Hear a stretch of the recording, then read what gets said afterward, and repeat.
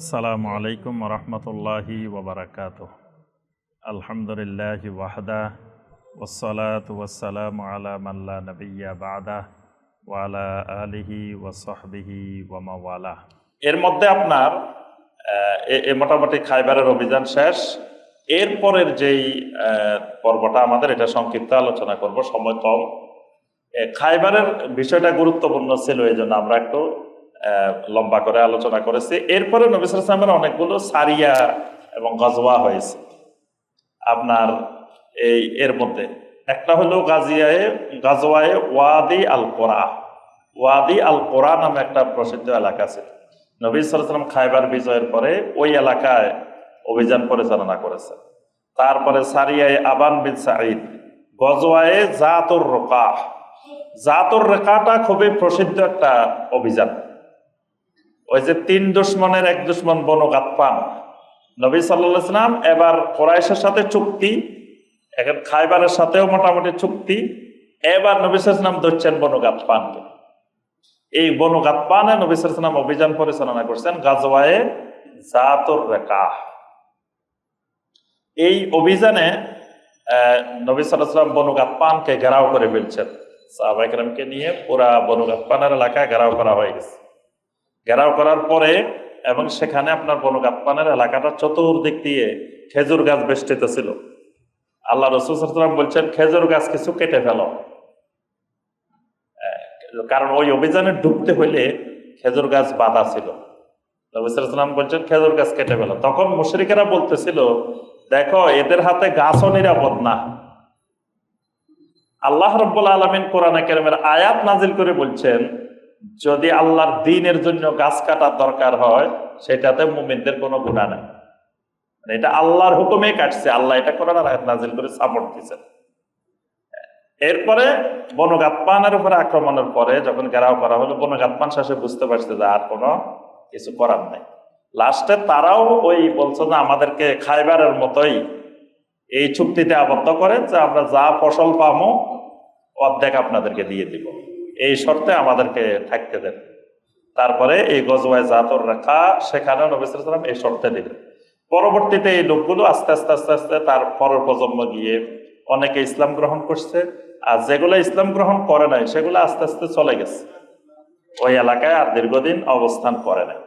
অর্থাৎ নবী সাল্লাল্লাহু আলাইহি ওয়াসাল্লাম এদেরকে বিতাড়িত না করে মোটামুটি এদেরকে এই শর্তে থাকার অনুমোদন দেন। এরপরে গালিব বিন আব্দুল্লাহ লাইসির সারিয়া, যায়েদ বিন হারেসের নেতৃত্বে সারিয়া, ওমর বিন খাত্তাব রাদিয়াল্লাহু তাআলা আনহুর নেতৃত্বে সারিয়া, আবু বকর রাদিয়াল্লাহু তাআলা আনহুর নেতৃত্বে সারিয়া, বাশির বিন সাআদ আল আনসারী রাদিয়াল্লাহু তাআলা আনহুর নেতৃত্বে সারিয়া, গালিব বিন আব্দুল্লাহ লাইসি রাদিয়াল্লাহু তাআলা আনহুর নেতৃত্বে সারিয়া, আব্দুল্লাহ বিন রাওয়াহার নেতৃত্বে সারিয়া, বাশির বিন সাআদ আল আনসারী রাদিয়াল্লাহু তাআলা আনহুর নেতৃত্বে সারিয়া, আবি হুদুদ আল আসলামী রাদিয়াল্লাহু তাআলা আনহুর নেতৃত্বে সারিয়া। অনেকগুলো সারিয়া পরিচালিত হয়। এরপরে আসি উমরাতুল কাদা। উমরাতুল কাজা এটা নবী সাল্লাল্লাহু আলাইহি ওয়াসাল্লামের এক প্রসিদ্ধ উমরা। মূলত পূর্ণাঙ্গ রূপে উমরা করছেন এই উমরাতুল কাজা। প্রথমটা তো করতে পারেন নাই, উমরাতুল হুদাইবিয়া, এটা তো নবী সাল্লাল্লাহু আলাইহি ওয়াসাল্লাম তাওয়াফও করতে পারেন নাই, সাইও করতে পারেন নাই।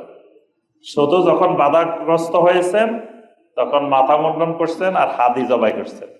তবে উমরার জন্য হাদি জরুরি না, কিন্তু নবী সাল্লাল্লাহু আগে নিয়ম ছিল, আপনার জাহেলি যুগে যখন উমরা করত তখন উমরার সাথে তারা হাদি নিয়ে যেত, হাদি নিয়ে আসতো, যে আল্লাহর উদ্দেশ্যে একটা কোরবানিও দিয়ে আসবে।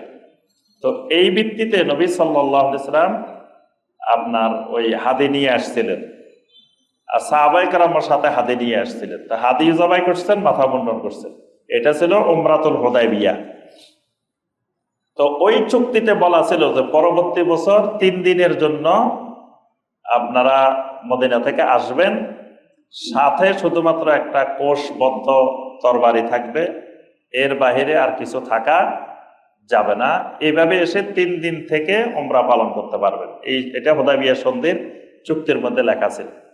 তখন আল্লাহ রাসূল সাল্লাল্লাহু আলাইহি ওয়াসাল্লাম 7ম হিজরির যুলকাদা মাসে, 3টা উমরায় যুলকাদা, আমরা বলছি না এর আগে, হুদাইবিয়ার সন্ধিও ছিল যুলকাদা, 7ম হিজরি যেটা উমরাতুল কাদা এটাও যুলকাদা, জিররানা থেকে মক্কা বিজয়ের পরে যেটা করছিলেন সেটাও জুলকাদা, আর হজেরটা করছেন জুলহিজ্জা মাসে। আচ্ছা, তো সপ্তম হিজরির জুলকাদা নবী সাল্লাল্লাহু আলাইহি ওয়াসাল্লাম বললেন গত বছর যেই 1400 সাহাবী যারা হুদায়বিয়া সন্ধিতে গেছে তারাই যাবে হইল উমরাতুল কাদা, কারণ এদের কাজা উমরা রয়ে গেছে, ওদের তো নাই আর উমরা, অন্যদের তো আর জরুরি নাই। এরা গত বছর উমরার নিয়তে গেছেন কিন্তু করতে পারেন নাই। এই জন্য নবী সাল্লাল্লাহু আলাইহি ওয়াসাল্লাম ঘোষণা দিলেন যে যারা হুদায়বিয়া সন্ধিতে গেছেন তারা এবার উমরা করতে যাবে। কিন্তু অনেক সাহাবী এসে বারবার অনুরোধ করতেছিলেন, ইয়া রাসূলুল্লাহ সাল্লাল্লাহু আলাইহি ওয়াসাল্লাম, আমরাও আপনার সাথে যেতে চাই, আমরাও আপনার সাথে যেতে চাই। তো নবী সাল্লাল্লাহু আলাইহি ওয়াসাল্লাম পরে আরো অনেক নারী পুরুষকে অনুমোদন দিয়েছেন। প্রায় 2000 সাহাবী এই উমরাতুল কাদায় অংশগ্রহণ করছে। নবী সাল্লাল্লাহু আলাইহি ওয়াসাল্লাম এই 2000 সাহাবীকে নিয়ে মদিনা মুনাওয়ারা থেকে উমরার উদ্দেশ্যে রওনা দিলেন। প্রথমে নবী সাল্লাল্লাহু আলাইহি ওয়াসাল্লাম জুলহুলাফায় আসলেন। জুলহুলাফায় এসে সেখানে নবী সাল্লাল্লাহু আলাইহি ওয়াসাল্লাম উমরার ইহরাম পরিধান করলেন, ইহরাম করলেন, নিয়ত করলেন, পরে জুলহুলাফা থেকে মক্কা মুকাররমা অভিমুখে রওনা দিলেন। এরপরে নবী সাল্লাল্লাহু আলাইহি ওয়াসাল্লাম এই 2000 সাহাবী নিয়ে হারামের বাহিরে তিনি হাজুন এলাকায় তিনি তাঁবু স্থাপন করলেন। হারামের সীমানার বাহিরে তাঁবু স্থাপন করে সেখানে তিনি যা কিছু ছিল সরঞ্জাম, উট, তোট, বাহন যা ছিল সব হারামের বাহিরে ওই তাঁবুতে রেখে আসছেন। রেখে নবী সাল্লাল্লাহু আলাইহি ওয়াসাল্লাম এই 2000 সাহাবীকে নিয়ে আপনার মক্কা মুকাররমার ওই জায়গাটা দিয়ে ঢুকছেন। বর্তমানে আপনার যেখান দিয়ে মোয়াল্লা কবরস্থান, মানে এটার গাজ্জা এলাকা বলা হয়, ওই এলাকা দিয়ে এখন ওখানে বাস স্ট্যান্ড, মোয়াল্লা কবরস্থান, তারপরে ওই যে নবী সাল্লাল্লাহু আলাইহি ওয়াসাল্লামের বাড়ি, আবু জাহেলের বাড়ি, যেগুলা এইখান দিয়ে এই পাশটা দিয়ে নবী সাল্লাল্লাহু আলাইহি ওয়াসাল্লাম এই 2000 সাহাবী নিয়ে হারামে ঢুকতেছিলেন। পাহাড়ের উপর দিয়ে উঠছেন, এখন তো সমান আমরা পাহাড় দেখি না, নবী সাল্লাল্লাহু আলাইহি ওয়াসাল্লাম পাহাড়ের উপর দিয়ে উঠছেন, আবার পাহাড় থেকে নামতেছেন। মক্কার হাজার হাজার জনতা মুশরিকেরা দেখতে আসছে যে মুহাম্মদ সাল্লাল্লাহু আলাইহি ওয়াসাল্লামের কি রকম এখন, মানে দীর্ঘদিন দেখে নাই, সেই হিজরতের পর থেকে তো আর দেখে নাই। এখন সবাই দেখতে আসছে যে মুহাম্মদ সাল্লাল্লাহু আলাইহি ওয়াসাল্লাম কিরকম, সাহাবীরা কিরকম। মানে ধরেন এই মানুষগুলো তো মক্কার মানুষ ছিল, হিজরত করে চলে গেছে মদিনায়, এখন কি রকম হয়েছে অনেকে দেখার একটু স্বাদ জাগে না, যে একটু দেখে আসে। এরকম শত শত মানুষ দাঁড়ায় রয়েছে আল্লাহ রাসূল সাল্লাল্লাহু আলাইহি ওয়াসাল্লামকে দেখার জন্য। এখন দেখে দেখে বলে কি যে হাজামাত হোম্মা ইয়াসরিব, দেখে আর বলে কি ও ইয়াসরিব তো জ্বরের এলাকা, জ্বরে দুর্বল করে ফেলছে। হাজামাত হোম্মা ইয়াসরিব বলতেছে আরে মুহাম্মদ সাল্লাল্লাহু আলাইহি ওয়াসাল্লামের দুর্বল করে ফেলছে। সাহাবীদেরকে দেখা হয় যে সব দুর্বল হয়ে গেছে, সবাই দুর্বল হয়ে গেছে। যে ওখানে জ্বরে, মানে আগে সবাই জানতো যে ইয়াসরিব মানে জ্বরের জায়গা, জ্বরে এদেরকে সবাইকে একবার দুর্বল বানায় ফেলছে। নবী সাল্লাল্লাহু আলাইহি ওয়াসাল্লামের কানে এই কথাটা পৌঁছছে যে জ্বর আমাদেরকে দুর্বল বানায় ফেলছে, এটা বলছে। আল্লাহ রাসূল সাল্লাল্লাহু আলাইহি ওয়াসাল্লাম সকল সাহাবায়ে কেরামকে বললেন সবাই ইহরামের কাপড়ের মধ্যে ইত্তেবা করে ফেলো, ইত্তেবা করো।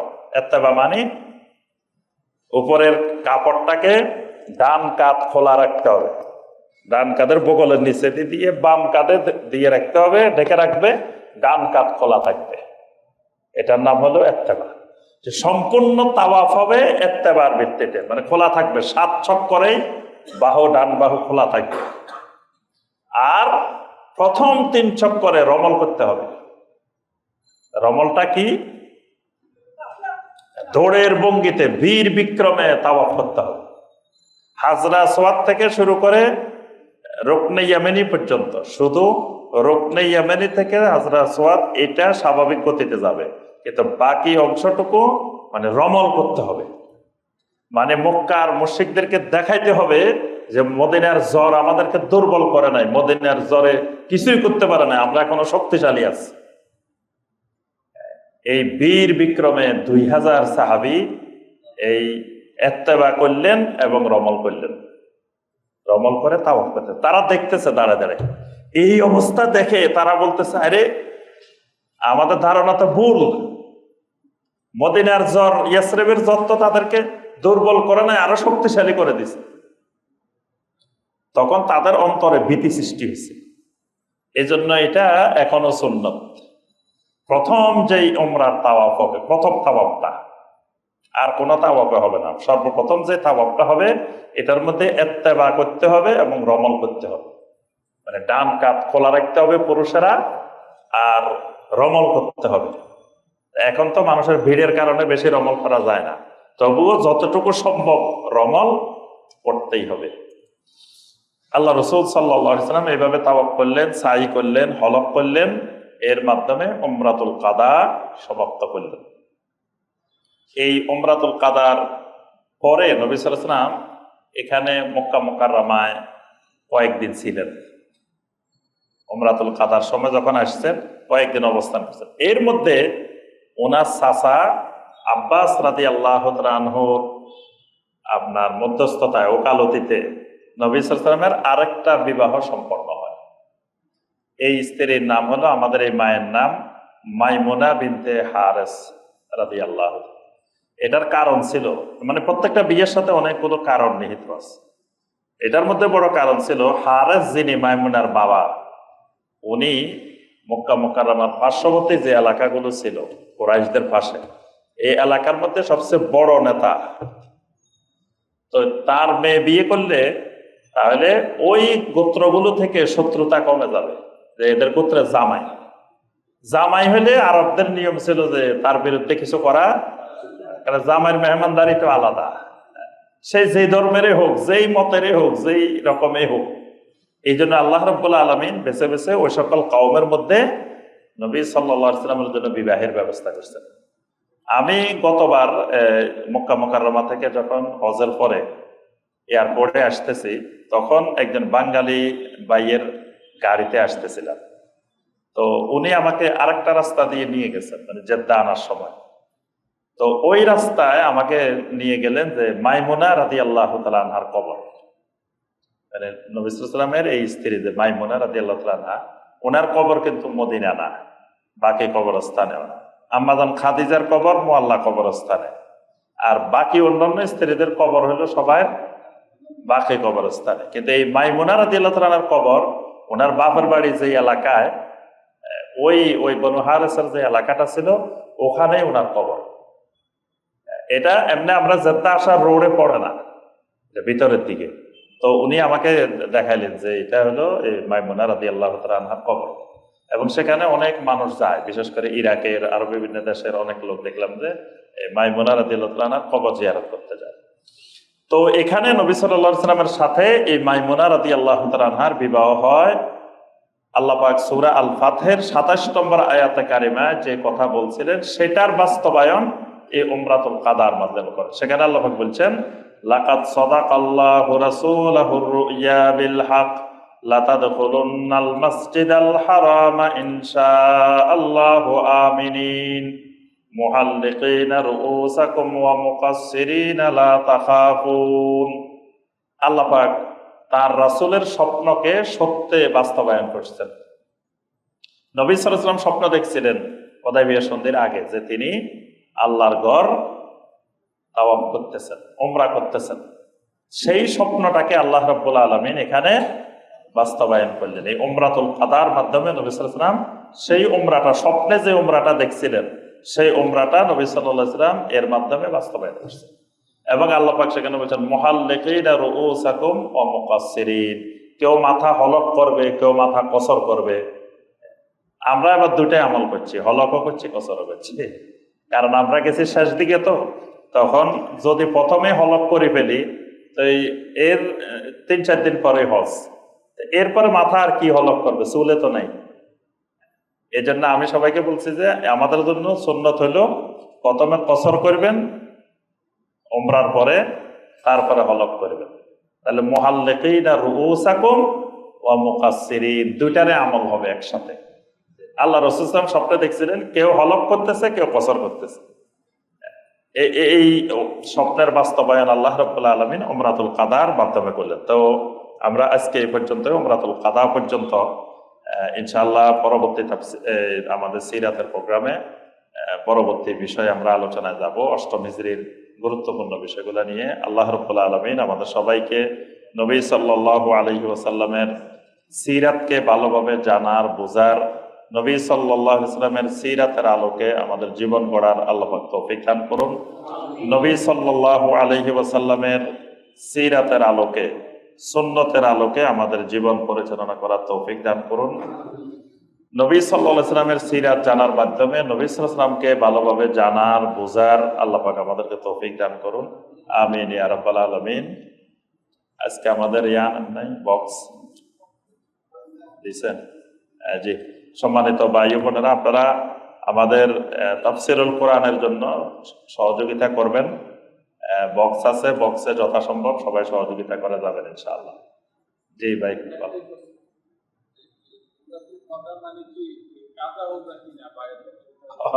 না আসলে মূলত উমরাতুল কাজা মানে কাজা উমরা না, কারণ ওই উমরা তো উমরা হয়ে গেছে, যদিও সেখানে তাওয়াফ করতে পারেন নাই, সাই করতে পারেন নাই, কিন্তু শরীর নিয়ম হলে আপনি উমরার উদ্দেশ্যে রওনা দিচ্ছেন, কোনো কারণে বাধাগ্রস্ত হলে তা আপনার উমরা হয়ে যাবে, সেখানে আপনি হলক করে হালাল হয়ে যাবেন।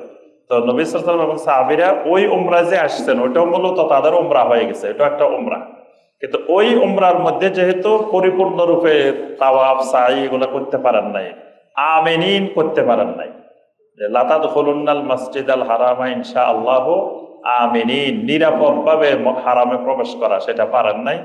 এখানে আল্লাহ পাক সেটা ব্যবস্থা করছেন। তবে যেহেতু ওই আগের বার পারেন নাই, এবার পারছেন, এই জন্য এটার নাম দেওয়া হয়েছে উমরাতুল কাদা, কিন্তু এটা ওইরকম কাজা উমরা না। জি, সুবহানাকা আল্লাহুম্মা বিহামদিকা আশহাদু আল্লা ইলাহা ইল্লা আনতা আস্তাগফিরুকা ওয়া আতুবু ইলাইক। আসসালামু আলাইকুম ওয়া রাহমাতুল্লাহি ওয়া বারাকাতুহু।